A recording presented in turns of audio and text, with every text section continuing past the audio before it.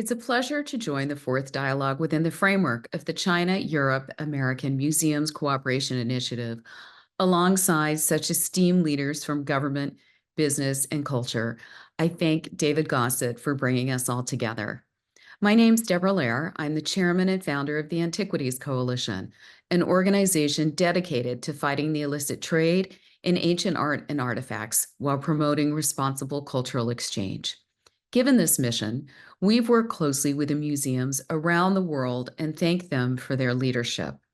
Last week, we celebrated International Museum Day, which this year highlighted the dynamic role museums play in education and research by cultivating curiosity, discovery, and understanding.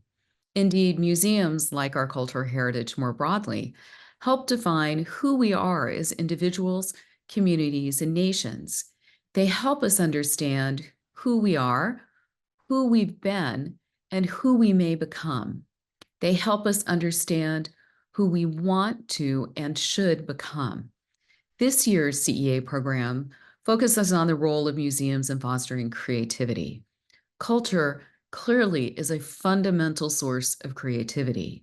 And as stewards of culture, museums have a unique ability to harness this creativity. They also have a responsibility to safeguard our shared heritage from threats. These can come from looting and trafficking, the focus of our work at the Antiquities Coalition. Cultural racketeering, the looting and trafficking of antiquities, is destroying heritage to feed the growing market for ancient art, robbing future generations of their past. It's also a threat to economic and national security, as it's closely linked to the financing of organized crime, armed conflict, and violent extremism. The destruction wrought by looters not only robs sight of the cultural and historical value, but undermines their ability to become tourist destinations that can support local economies.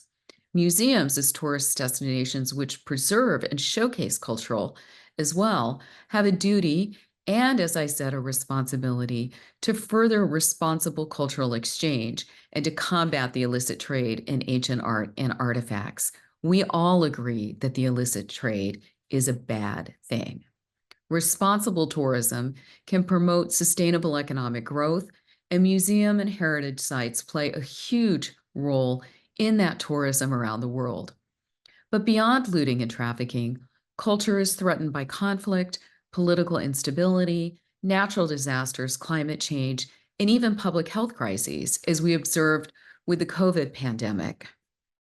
While the global community continues to assess the impact of the pandemic, we saw the stark economic effects of the shuttering of cultural sites and museums.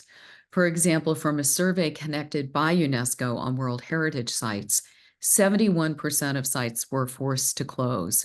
Visitors to World Heritage Sites dropped by 66% in 2020.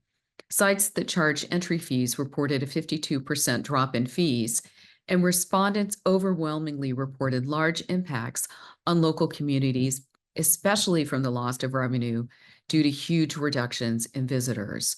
We know that many cultural sites and museums depend on tourism revenue, and they were particularly hard hit around the world and in some of the areas where our most precious heritage is visited, including across the Middle East and Asia.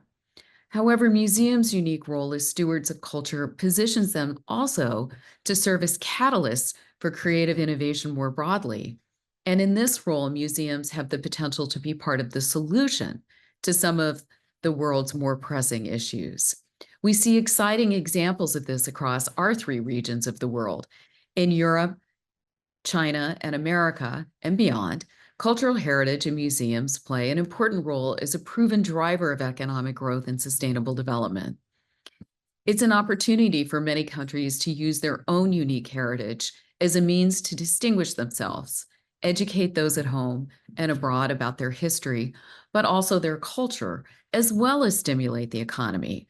For example, here in the United States, the over 35,000 American museums contribute $50 billion annually to the U.S. economy and support over 700,000 jobs.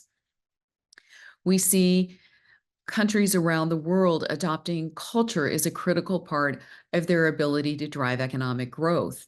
In Uzbekistan, for example, they're distinguishing themselves in Central Asia as leaders in modern art and hosting global conferences around creativity and economic growth.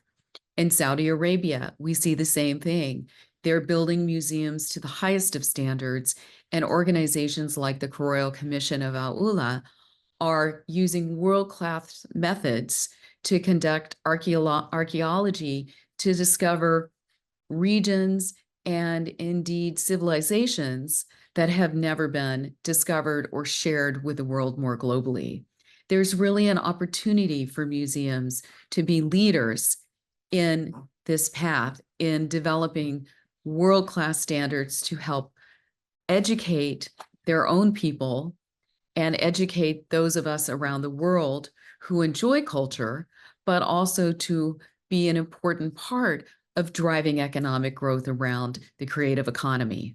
I'm so honored to join this impressive group of speakers today, including cultural leaders and government representatives and museum experts across our 3 regions of the world.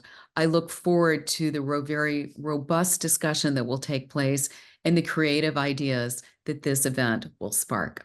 Best of luck with the program, and thank you so much.